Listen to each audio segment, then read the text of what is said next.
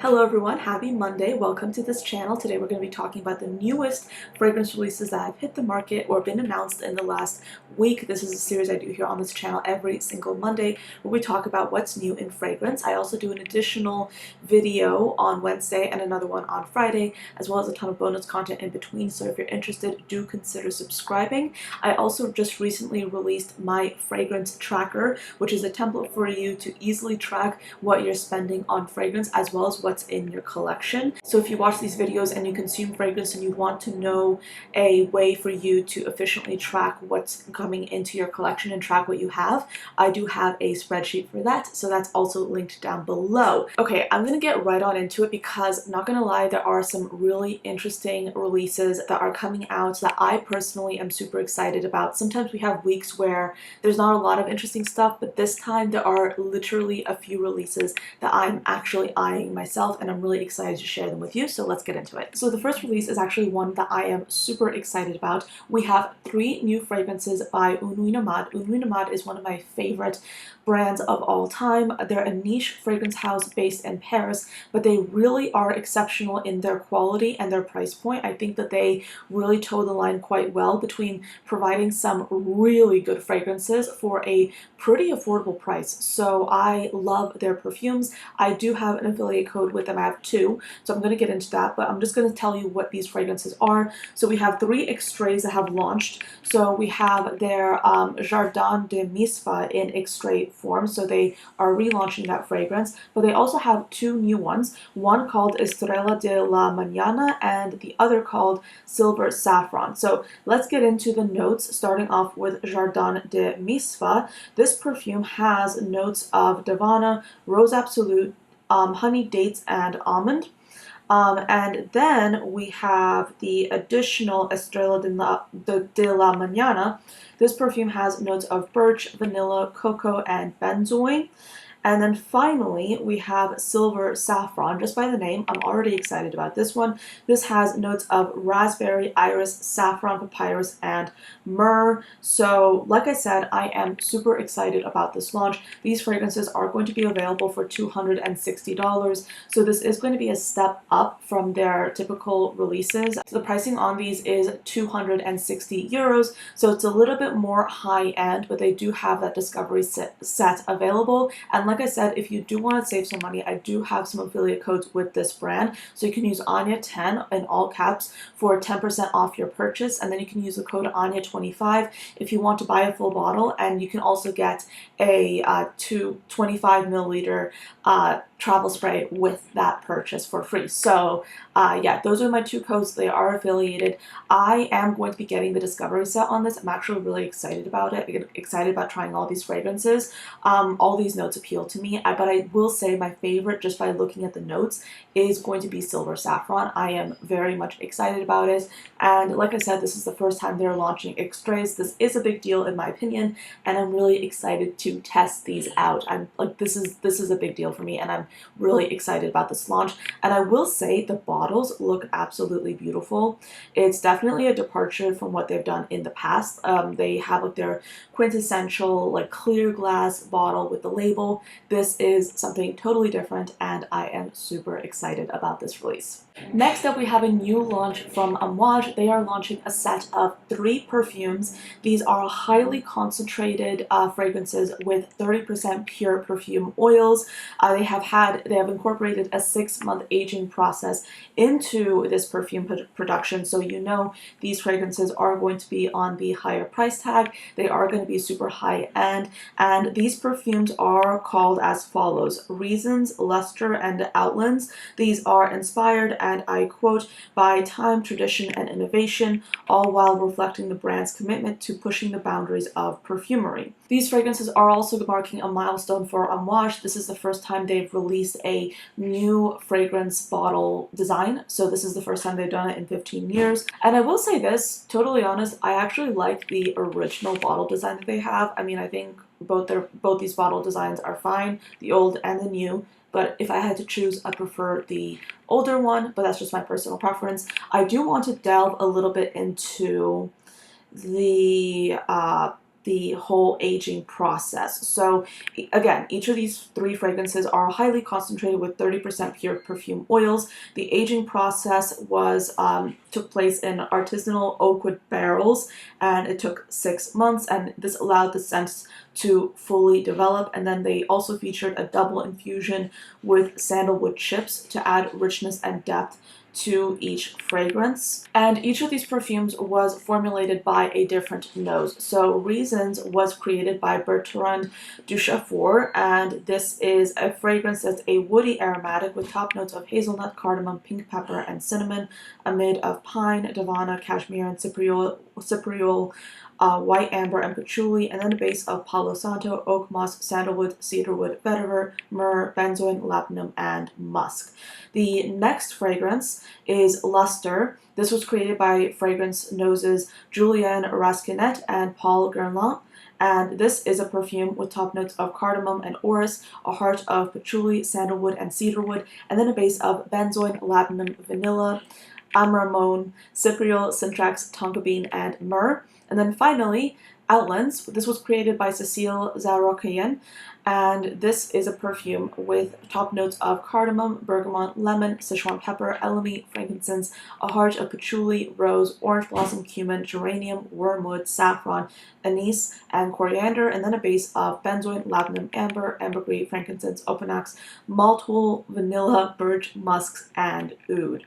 So personally, I like this. Like, I think that it's really cool that they're launching something that's so artisanal, and they're clearly expressing that in the marketing briefs as well. But this is not something that's this is not something that I'm the target demographic for. I feel like I can already tell this is going to be crazy expensive.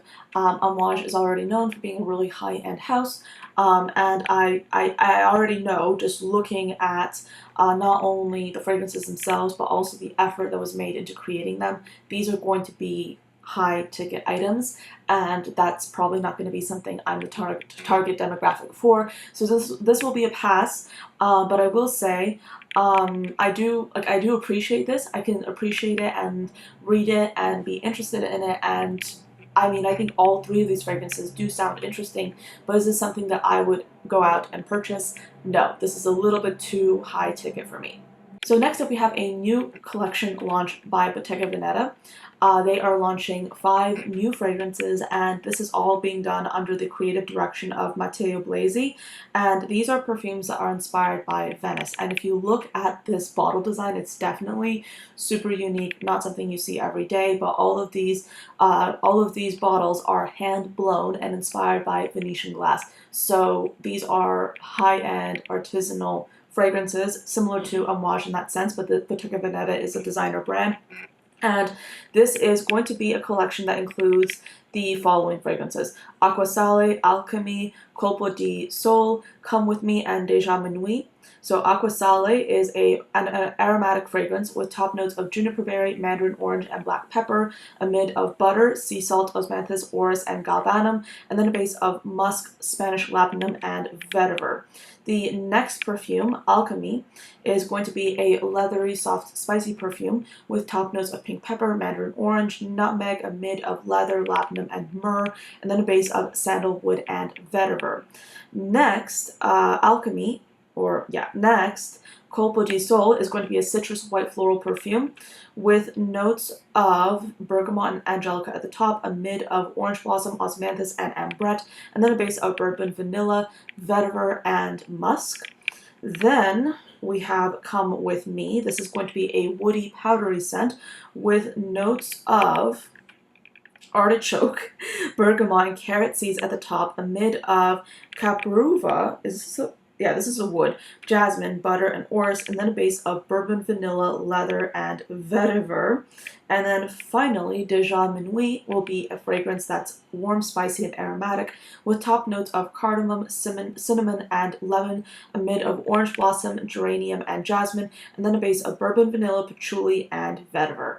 Not gonna lie, I'm kind of intrigued by this. Again, I don't necessarily I mean, I can't tell you that I will like go out and buy these fragrances because first of all, these are perfumes I would definitely want to smell first because these are some very inventive scent pyramids. So by the way, I do want to issue a little bit of a disclaimer here. You might be looking at these fragrances and you might be thinking this is totally weird. Like these fragrances, I mean, they look so weird. But Bottega Veneta is a fashion brand that's known for really pushing the envelope when it comes to design. So this kind of bottle design and this aesthetic is very much in keeping with what their brand is already doing. So with that being said, I actually do think this is a really smart way of launching into fragrance because they're still maintaining what they're known for, which is kind of like an avant-garde, different way of designing, but they're pushing the envelope a little bit when it comes to the scent pyramids because I personally have never heard of a perfume that smells like artichoke.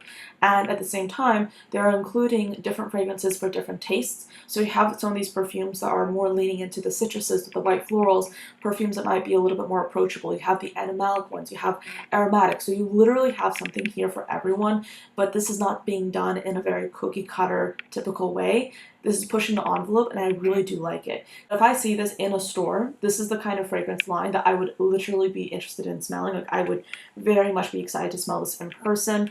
Yeah, these are really inventive and really cool. I will say this, when I first saw this, I was like, whoa, what is this? But again, then I saw it was Bottega Veneta and I was like, oh yeah, that makes sense. But yeah, I'm actually excited about this. I think it's a really cool and smart way of doing fragrance. And I think we're seeing a lot of really smart choices when it comes to designer brands getting into fragrances because they're really embracing what they're already known for and then creating fragrances that can easily fit into that. So I think that's really smart. By the way, remember a few weeks ago when we talked about the Balmain fragrances? They actually launched a handbag in the shape of a perfume. Actually, let me just pull that up here. So they have launched a handbag that's in the shape of their new fragrances, and I think that is so smart. Like literally from like a marketing standpoint, I think that's a really good way to go because if I was one of their customers, like I would absolutely want to get a bottle, like a handbag in the shape of a fragrance because it's a really cool and innovative way to market your perfume because if you're gifting it to your customers, or if your customers are buying the purse, or if you're gifting it to influencers, like that is easy marketing right there because not only does it show the brand name on it, so it's like people know what it is, but it also promotes the fragrances in a very interesting way. So I think that's brilliant. So yeah, I don't buy designer handbags that much. I mean, I literally just have one and that's it. I'm definitely not the target demographic for this either, at least not yet. But I think this is super cool. Like this is so cool and interesting. Like what a brilliant idea. I love this. Next up, we have a new release by the fragrance niche house Atelier Materi. They're launching 3 fragrances in the extrait concentration, Neroli Hasbaya, Burgundy Oud, and Amber Papier. And they are... yeah, these perfumes will have a 30% concentration of perfume oil, which is pretty high. Neroli Hasbaya will be a fragrance that plays around with the note of orange blossom, and this perfume will have woody, almondy notes with top notes of pistachio, almond, orange blossom, and neroli, a mid of rose and orange blossom, and then a base of sandalwood and musk. Next, Burgundy Oud is a fragrance that's supposed to be a more contemporary version of an oud perfume, enhanced with some black currant notes. This perfume will have notes of burgundy, black currant, bud absolute, Guatemalan cardamom essence, and then bergamot essence at the top, a mid of geranium essence, magnolia flower essence, davana essence, and then a base of oud essence, amorous essence, and leather. Finally, Amber Papier is a fragrance that's going to play around with ambery saffron notes, and this perfume will have top notes of Madagascar black pepper essence, Jamaican pimento extract, and Italian red mandarin, a mid of jasmine absolute, myrrh essence, Brazilian mate extract, and saffron extract, and then a base of Siam benzoin resin, Haitian vetiver essence, and tonka bean absolute.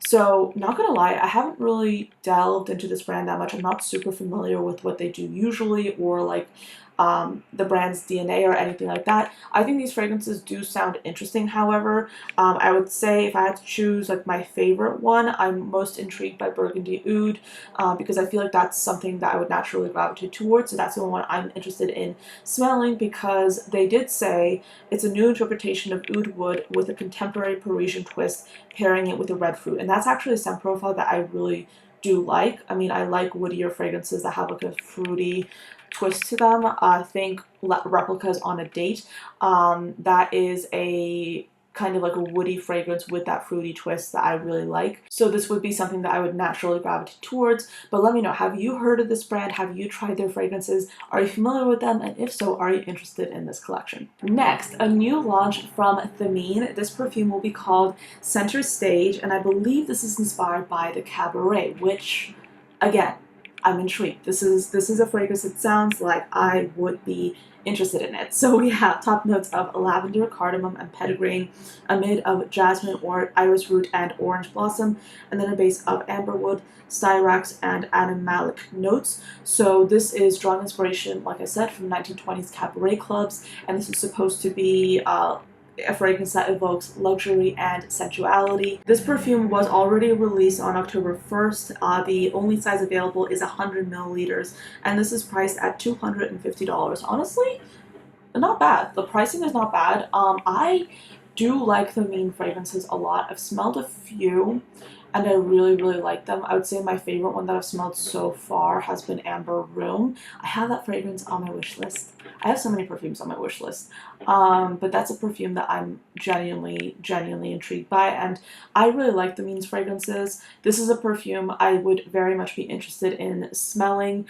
I am someone that actually is, at this point in my life, or at this point in my fragrance journey, if you will, I actually really like animalic scents and scents that are inspired by vintage perfumery, and I think that's a little bit, I don't think a lot of people are like that, because I think a lot of people are a little bit scared by animalic notes, but I think eventually as I smell more and more perfumes, I start being drawn to fragrances that are a little bit darker, a little bit more vintage inspired. So this is a perfume that I actually would consider for myself, because it's different, it's edgy, and yeah, I like those fragrance notes. And I also do like gourmands, obviously.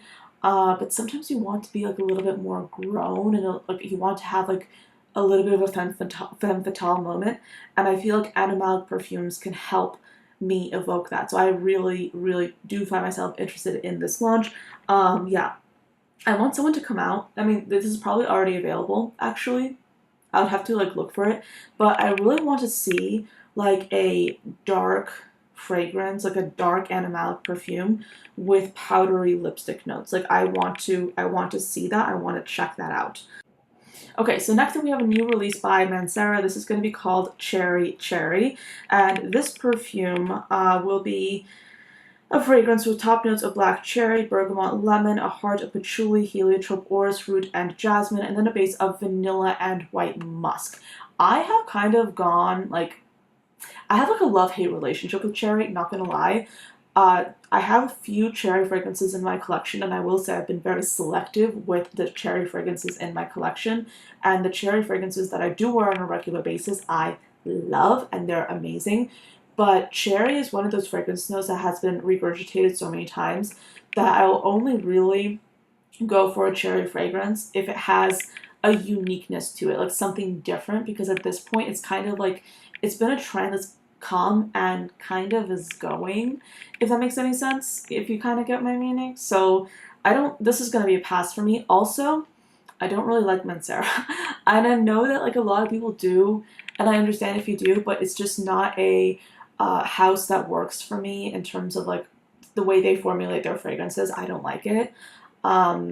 Yeah, I don't like it. I did a video recently where I talked about all the fragrance, or some of the fragrance houses that I'm probably not going to purchase anything from, because the fragrances simply do not work for me. And sometimes we obviously all have our preferences. Fragrance is a luxury, And I do think it's important to be very specific about what you like and what you don't like, because you don't want to be spending a lot of money on something that genuinely does not speak to you. So that's why I'm very discerning with the fragrances I do include in my collection, and this is likely going to be a fragrance that I'm passing on. Okay, so next up is a new release by Durga. This is going to be called Spectral Doorway. This is going to be a perfume with top notes of fabric, incense, and chalk, a mid of artemisia and trees, and then a base of patchouli, musk, and old books. Not gonna lie, I'm interested in this. I'm actually interested in what this sounds like, because yeah, they're playing around with like notes in a very interesting way. I'd be interested in smelling this. I think I've been very judgmental about Durga in the past, because I think sometimes their themes can be like a little bit too much, and I can't really resonate with some of their fragrances. But I'm not super familiar with the brand, as in I haven't smelled a ton of their perfumes, right? So I'm looking forward to trying more of their fragrances, and I'm actually hoping this fragrance will be available at an event that I'm going to. They have like an event here in the DC area later this month, so I'm going to go to that event, and I'm hoping to really get an idea as to what fragrances they have to offer, and like maybe hear from the founders themselves, because then I think I'll be able to understand the brand a little bit more. And yeah, that's what I'm trying to do. And I feel like sometimes when you talk directly to the founders and the people that create the fragrances, you're really able to get a sense as to what this fragrance means to them, or like what their fragrances mean to them, the thought process behind the fragrance creation, and it's really good to hear that from the source, I think. So yeah, I'm looking forward to trying out more of Durga's fragrances, but this is actually a perfume that I'm very much intrigued by. I feel like it's like kind of playing around. My camera decided to restart, but yeah, I'm actually really interested in potentially learning more about Durga and the brand. So this is a perfume that I am quite intrigued by, because it looks like they're playing around with earthy aromatic notes, but also inserting some like clean fragrance accords as well. So I'm intrigued by this. I think this will be an interesting one to try. So yeah, I'm hoping to smell this one for myself so I can tell you what I think of it. Okay, so next up we have a new fragrance by Sphinx. This is called Egyptian Sugar Soiree, and this is going to be a sweet coconut vanilla perfume with top notes of milk cream and coconut milk, a mid of coconut, sweet notes, and vanilla, and then a base of white musk, benzoin, and tonka bean. I don't know if I'd go for this fragrance, specifically because I think I'm going in like a transition where I am super particular about the gourmand perfumes that I have in my collection. I think at this point my tastes have developed to a point where there are some gourmand perfumes, in fact many gourmand perfumes, that are too extreme for me, and I just don't like them. And there have been some perfumes that I've tried, like many perfumes I've tried decants of, and people are raving about them, and I'm like, okay, this smells nice, but it's not me. So yeah, this is a perfume that I'm definitely probably not going to get. Because of that, I would love a chance to smell it, but I'm probably not going to get this because, number one, I'm not really craving like a hyper gourmand like this, and number two, I'm not sure if I'd like it. So that's just my honest opinion. That's my honest opinion. Again, if you love gourmands, like this is probably going to be an interesting release, but I like gourmands, but I'm very specific about them at this stage. So there you go. Okay, so we have some new launches from Valentino. They're going to be launching two fragrances, Rockstar Noir and Bianco 1968. Both of these are being marketed as unisex perfumes. So Rockstar Noir is going to be a fragrance with top notes of bergamot accord, a heart of woody accord and milk, and then a base of myrrh essence, vanilla absolute Madagascar, musk accord, amberwood accord, and sandalwood accord. Next, Bianco 1968 will be a perfume with notes of bergamot, mate accord, and jasmine accord at the top, a heart of iris accord, ambrofix, and cistus accord, and then a base of white musk, Incense Essence Amberwood Accord. It looks like Bianca 1968 will actually be a fragrance that's meant to be a fragrance enhancer. So it's meant to be worn on its own or layered with other fragrances in the Valentino line for an enhanced experience. And Rockstar Noir is also going to be a fragrance enhancer as well.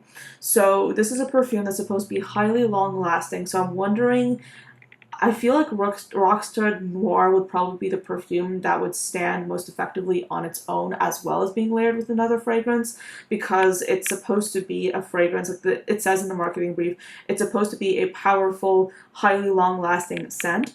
And I will say Rockstar Noir is the one that I'm most drawn to just looking at the fragrance notes, because I feel like this would be more in keeping with my preferences at the moment. Yeah, these look really interesting. I have yet to try anything from the Valentino, luxury line, because they have, like, obviously their Valentino fragrances that you can find at, like, Ulta and Sephora, but I've yet to try, like, the kind of, like, the luxe line that they've come out with. I'm actually really interested in it, so yeah, this is going to be on the to try list. Maybe I should get, like, a discovery set if they have one. Oh yeah, this is interesting. So we have 2 new fragrances from Bohoboco, Oriental Saffron and Polish Potatoes. Okay, so I have a few thoughts.